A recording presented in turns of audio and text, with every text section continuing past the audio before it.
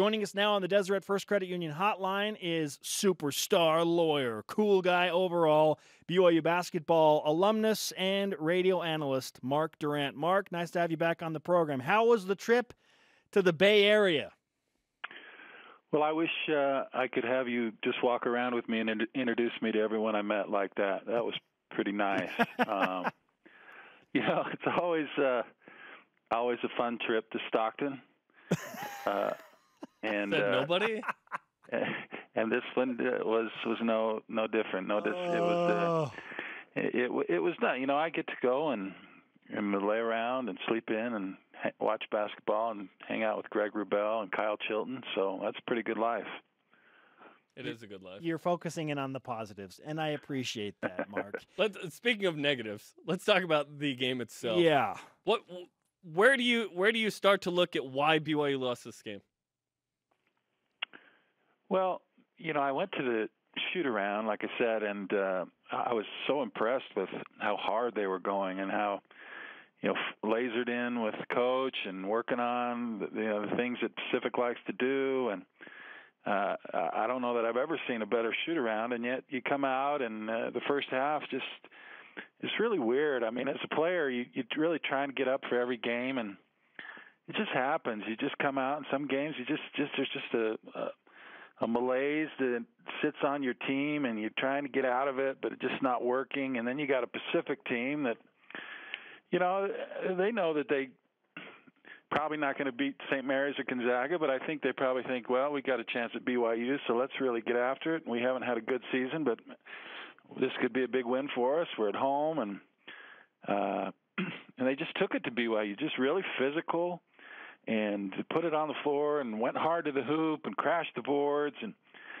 I don't care who you're playing. If you're not ready to match that intensity, it's going to be a struggle. And I think so BYU had a kind of laid an egg in that first half, and they played better in the second half. But listen, when you let a team like that in the game think that they can play with you, give them confidence, and they start to feel really good, and this is the one, we're going to beat these guys, and gives them a lot of energy. And even though BYU played better in the second half, when you get down to the last couple minutes and it's a tight game, I've seen guys, some crazy stuff go down the last couple minutes, crazy shots that are made, and it doesn't matter who you're playing.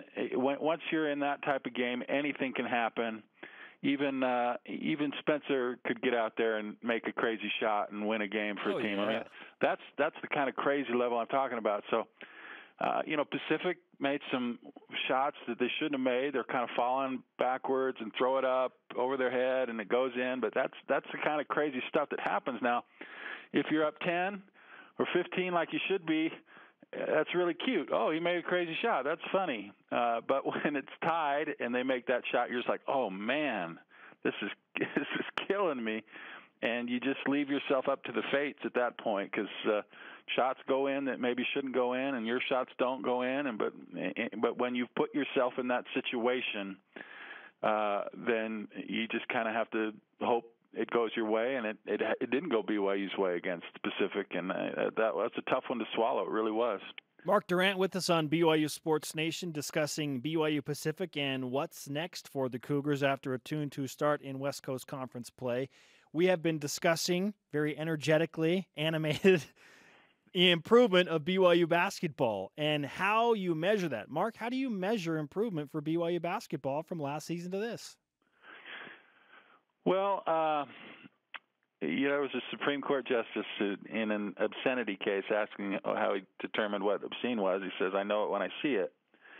And I don't know that I can point to any numbers specifically that would show, hey, this team's better than past year's teams, but I can see it. And part of that, I think, is my basketball history. I mean, I come from growing up in systems that where you valued the basketball, you played hard defense, rebounded, tried to get good shots, very disciplined, execute well. I think BYU is certainly in those areas is better. Some would say, well, that's not basketball nowadays. Basketball's more let's run and gun and throw it up and do other things, and they may have a valid point. But I just think for BYU to be successful, they need to play a certain way. And I think they're going back to doing that and playing the right way. And I know listen, I'm extremely frustrated because I feel like I'm watching this team that I think is better, and I like what I'm seeing, and yet we seem to be in the same spot we've been in the last few years, looking up at St. Mary's and Gonzaga, losing games you shouldn't on the road. You're thinking, really, is this happening again? And that's part of my frustration is I think this team is different. I think they are better, and to be in that same situation is frustrating. But with that said, I mean, Celius makes that shot, Jasheer makes that shot, and we're talking this, double-figure win streak, 8-9 in a row on the road. You're probably getting votes. You're at the top of the conference. Everyone's feeling awesome. But that's just the way it goes. I mean, basketball is a fickle mistress, and sometimes that's the way it goes, sometimes it doesn't. But it's certainly frustrating when I think this is a much better team. The way I see it, they're a better team, and yet they're kind of back in that same spot, at least for now. That's a frustration for me, Mark, too, because I do see improvement on the defensive end. I do see BYU valuing possession. But BYU needs to validate the difference, the improvement, with wins. And if you keep losing to St. Mary's and you keep losing to non-St. Zaga, as we call them, teams, then it mattereth not. You finish in third, you go to the NIT, and you say, look, we're in the same place. So do you see this team validating the improvement in the league this year somehow? Well, I certainly don't disagree with you, Jarom. I mean, it doesn't matter how the way you lose. If you're losing, that's the bottom line. And I don't know. My hope is that they can validate it this year. But listen, it's not like they're not taking steps. I mean, they've been getting drilled from St. Mary's the last couple of years, and they have a chance to win. They dominate that game, a lot of the game. They let it slip away at the end, have a chance to win. They don't get it. So that's just depressing because you lost to St. Mary's again. But it's a totally different loss in my view, and some people might disagree with me there. But are you telling me that with BYU's basically the exact same team coming back next year with some really nice improvements, and St. Mary's is losing Landale and Nar and a couple other guys. Hermanson. Yeah, I mean, you don't think BYU is going to be better positioned next year to win that game? So I don't know if it happens this year. I don't know if it's going to be completely validated this year, but I think they're on the right path. And I hope they do it this year, but I certainly would hope they validate this improvement the next couple years. And if they don't, then it really is a problem. But I'm going to try and be a little bit patient with this team and the progress. I know that's hard. It's hard for fans. It's hard for me. It's hard for players. But maybe we just need to be a little patient because we are seeing improvement, but we're just not quite there yet. What has to change for BYU to win close games against St. Mary's and not lose these games like they did on Saturday against Pacific? Yeah, well, a little more consistency in the effort, like I talked about. I mean, that's why they put themselves in a hole there at Pacific. But more specifically to your question, I mean, they need another shooter. My formula for success for any team is 3 consistent scorers is going to get you 10 to 20 points a game.